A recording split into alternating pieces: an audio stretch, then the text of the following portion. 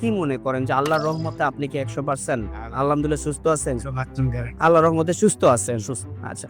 উনি যখন অসুস্থ অবস্থায় ছিলেন তখন উনি কোনো কাজকর্মই করতে পারতেন না, উঠতেও পারতেন না, বসতেও পারতেন না। অবস্থায় থাকতে হতো উনার। আল্লাহর রহমতে বর্তমানে উনি সম্পূর্ণরূপে সুস্থ আছে। অ্যাজ এ রিপোর্ট অনুযায়ী শারীরিক এবং মানসিক সব দিক থেকে উনি আলহামদুলিল্লাহ অনেক ভালো আছেন। আসসালামু আলাইকুম ওয়া রাহমাতুল্লাহি ওয়া বারাকাতুহু। আমি doctor Mohammad Aslam, DHMH BHB Dhaka, BHMH on course Dhaka বিশ্ববিদ্যালয়। বর্তমানে বিশ্বনন্দিত ক্যান্সার চিকিৎসক অধ্যক্ষ ডক্টর এস এম সারোয়ার স্যারের চেম্বার গণস্বাস্থ্য হোমিওতে এজ এ ক্যান্সার চিকিৎসক হিসেবে নিয়োজিত আছি। প্রতিনিয়তই আমরা বিভিন্ন ক্যান্সার রোগীদের রিভিউ নিয়ে থাকি। আজকেও তদ্রুপ আপনাদের সামনে আমি একটা ক্যান্সার রোগীর রিভিউ নিতে যাচ্ছি, যিনি কিনা আমাদের এখানে দীর্ঘ 7 মাস চিকিৎসা করে আজকে 8ম মাসে আসছেন। চলুন আমরা সরাসরি রোগীর মুখ থেকে শুনি রোগীর কি কি প্রবলেম ছিল, রোগীর কি হয়েছে বা কি আসার বিষয়। আসসালামু আলাইকুম। আসসালামু আলাইকুম। ওয়ালাইকুম আসসালাম। ভাইজান কেমন আছেন আপনি? আছি আলহামদুলিল্লাহ। রোগী আপনার কি হয়? আমার বাবা। আপনার বাবা। আপনাদের চিটাগাং এর বাসিন্দা? জি। আচ্ছা, চিটাগাং এর ভাষা আমাদের একটু বুঝতে অনেক সমস্যা হয় বিধায় কথা আপনি বলবেন, এই তো? আচ্ছা ভাইজান, আপনার নাম কি? আমার নাম মিজান। আপনার বাবার নাম? আব্দুল আজিজ।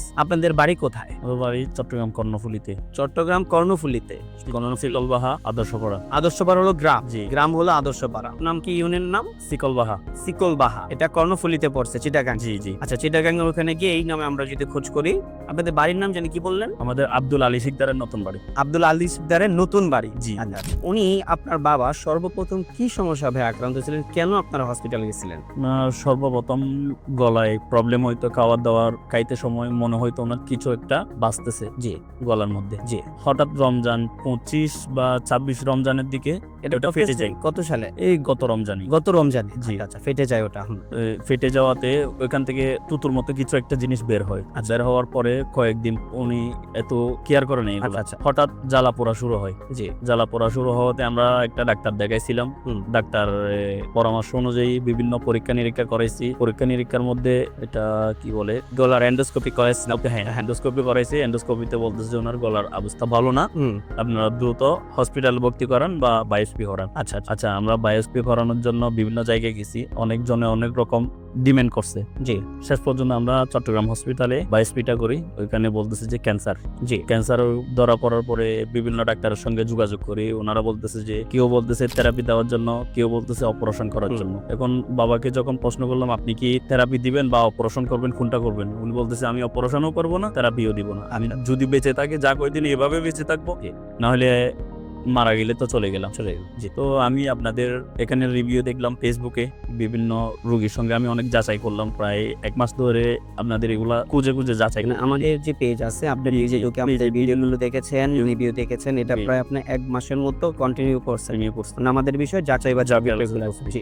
1 মাস পরে আমি খোঁজ নিয়ে নাম্বারে আমি যোগাযোগ করি। তারপর উহি একজন ছিল, ওদের 2 জনের সঙ্গে আমি যোগাযোগ করি। যোগাযোগ করে ওদের থেকে ঠিকানা নিয়ে এখানে আসলাম। এখানে এসে চিকিৎসা শুরু করলাম। আমরা টোটাল কত মাস ব্যয় চিকিৎসা করছি?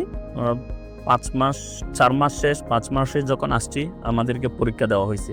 মানে আমরা যখন সব রোগীকেই বলি যে আপনারা 4 মাস আমাদের এখান থেকে ওষুধ খাবেন, 4 মাস ওষুধ খাওয়ার পরে আমরা পুনরায় আপনাদের পরীক্ষাগুলো করব। তো আমরা পরবর্তীতে 4 মাস ওষুধ শেষ করছি। শেষ করে 5ম মাসে যখন আপনি আসছেন, তখন আমরা আপনাকে কিছু পরীক্ষা নিরীক্ষা দিয়েছি, এবং সেই পরীক্ষার রিপোর্ট অনুযায়ী আল্লাহর রহমতে আমরা যখন পুনরায় যে পরীক্ষাগুলো দিচ্ছি, সেই পরীক্ষাগুলোতে ক্যান্সারিয়াস যে মার্কার আছে, আমরা এজটা ক্যান্সার নির্ণয় করতে গেলে যে মার্কারগুলো আমরা পরীক্ষা করি, সেই মার্কারগুলো আমরা পরীক্ষা করে দেখলাম যে আল্লাহর রহমতে এটা সম্পূর্ণরূপে নরমাল আছে।